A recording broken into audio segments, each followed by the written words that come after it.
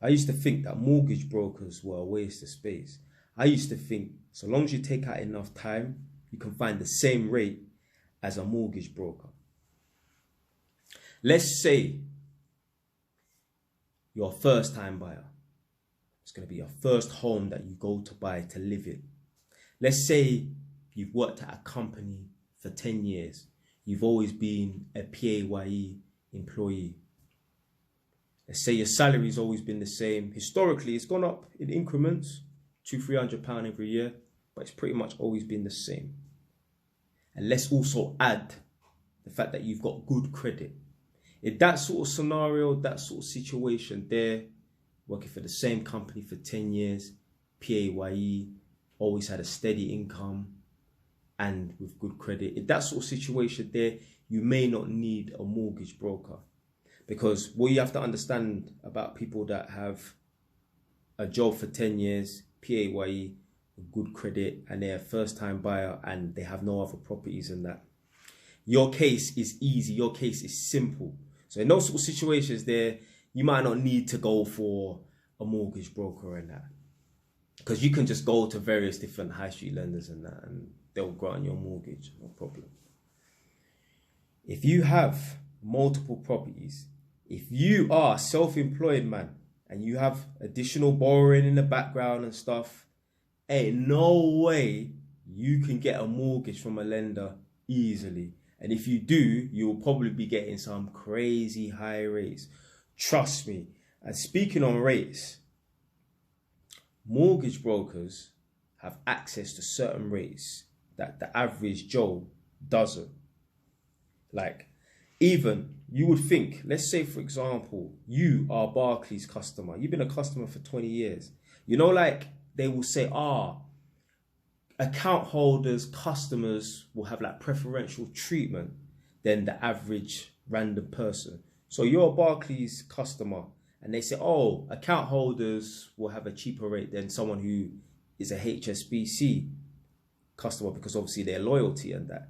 You know, the mortgage brokers, some of them can get a better rate than the customer that's been loyal for 20 years because obviously they have links and ties and connections within. So it's nothing dodgy in that. Like, it's just they have better rates than that because they are mortgage brokers. So the mortgage brokers can get better rates than the people them who actually been account holders for 20 years and that. So like I said earlier, if you know, your PAYE employee, been working for 10 years at that, then maybe you don't need a mortgage broker. But if you're a self-employed person, you got additional borrowing, you've done a remortgage, you got all of this background stuff going on, you've been self-employed and that, you need a mortgage broker. I'm telling you, if I never had a mortgage broker, I would have never got certain mortgages. And if I did, the rates would have been crazy sky high. Trust me, pay that.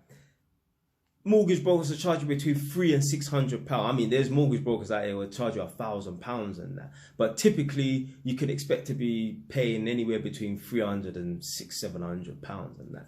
Pay the mortgage broker because they could get you some rates. Your case could be so complex and complicated and that it would be almost impossible to go to your high street lenders. Even the 10 that you can figure off the top of your head and that, they might not be able to grant your mortgage. You would have to go to some specialist lenders. Like for me, I had to go to a specialist lender because I've got multiple properties in that and I'm self-employed. I had to go to a specialist lender to get me a mortgage. Now, if you're just self-employed and you have no properties, you're buying your first property, then I still say you probably need a mortgage broker anyway. But with me, with what I've got going on in the background and that and stuff, it would have been almost impossible, very, very difficult to get a mortgage without using a mortgage broker. So yeah, just being able to listen to calls and that. And obviously, we'll have to realize as well, I've had 5 mortgages. So I bought this property. That's one mortgage. That was 6 years ago when I first bought this property. So I bought this property, that's one mortgage. Then I bought a flat around the corner, that's the second mortgage. Then I bought a flat around the corner from that flat around the corner, that's the third mortgage.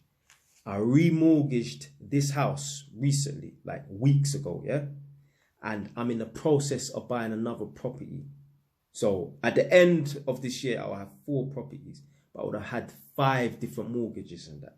So I've got experience dealing with different mortgage lenders and that, and obviously talking to different people, being able to listen to calls and that. And let me tell you something right now. Mortgage brokers, they will, I don't want to say bend the rules, but you understand what I'm trying to say. They will tell you what to say to get the mortgage. Now, obviously, they're not going to grant you, they're not going to get you a mortgage if they think you're going to default. Yeah, let's not get this thing twisted. If they believe that you can, you know, keep up with the payments and that, you get me? They will give you advice like, listen, it's best if you put forward this information as opposed to, yeah, trust me, man. Yeah, I know. Yeah, trust me, I even know someone. They wanted to buy a property that was far away from their house, like where they lived with their parents and that. And they had the option of like 3 lenders. One was a high street, well-known lender. And they wanted to go with them because their rate was the cheapest. The high street lender said, nah, we're not going to grant this person this mortgage because we think this person is just buying this property quay away, 3 hours away, whatever. And we think that they're going to rent out the property. So we think they're pretending to buy the property as a residential so that they quote unquote live there, but really and truly they're going to rent the property out on slide. Lots of people do that. So the lenders are not stupid. The mortgage broker, so the person that done the liaising, got the mortgage rates and that, the mortgage broker said, hey, the mortgage lender nationwide is saying that, nah, they don't believe your story. They think you're going to go and rent out the property and that.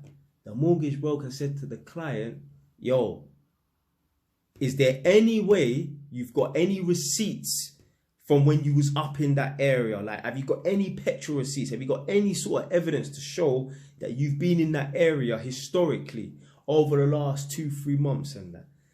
The mortgage broker guy was trying it. He was trying to get this client the mortgage and that.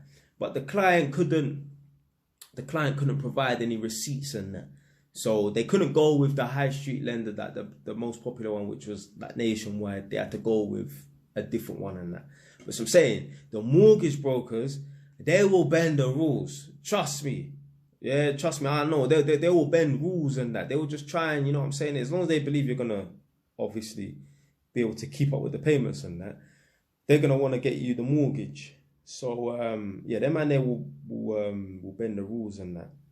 But yeah, if you're in a simple scenario situation where you're a PAYE employee, you got good credit, you've been employed for 10 years and now whatever, your salary's always been the same, let alone going up and that.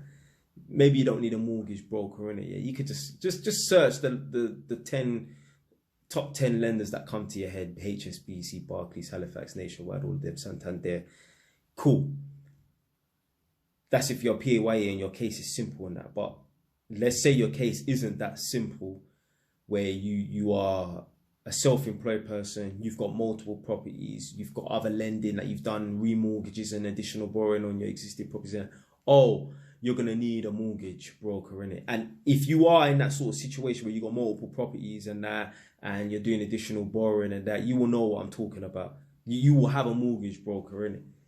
So because rates are constantly changing and that, and plus in this current climate and that, where the rates are so high, you're going to need a mortgage broker in it. So especially, like, my credit rating is really good. But let's say your credit rating ain't the greatest. Oh, you definitely going to need a mortgage broker in that, because Barclays and them people, they're stingy. Let me tell you something, yeah? When I'm in the process of buying this 4th property, yeah? It's going to be my 5th mortgage. It's my 4th property though. The mortgage lender, and I've only got about 20 seconds, so I better speed up. The mortgage lender didn't want to grant me the mortgage until I had a business account set up, because I'm buying this next property in my limited company. They didn't want to grant me the mortgage until I could provide them with a bank account, a business bank account. A bank account, you know. Fam, like, how hard is it to set up a bank account? But it was being so stingy and that, I had to open up a bank account to go and get the mortgage. But anyway, I got